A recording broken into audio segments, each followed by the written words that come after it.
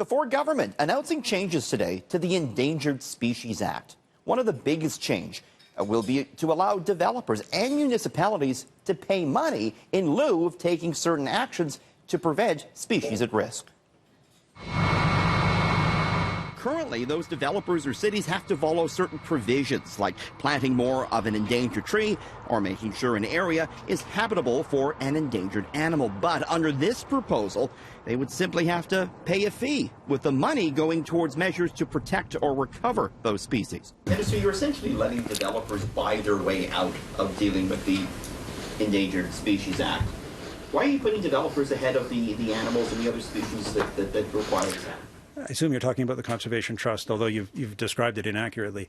I'll tell you. There will be a selected species, and I'll give you one, for example, butternut tree.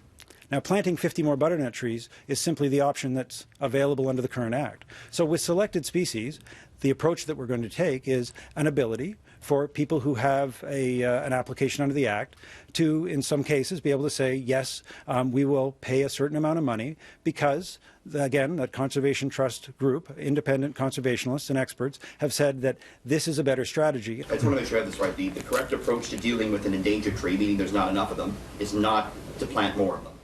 In the case of the butternut tree, in some locations it is, in some locations it isn't. And essentially, you're saying to developers, yeah, go ahead and cut the tree down, go ahead and kill the species, but if you pay into a fund, we'll do a little bit of research.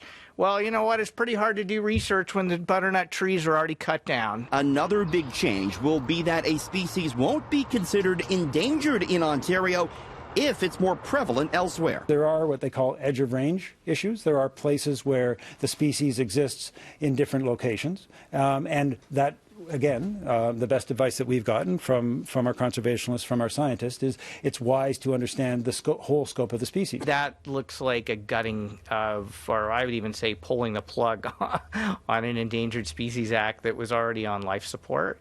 And so, you know, at some point we have to say, you know what, there's certain habitat that just needs to be protected.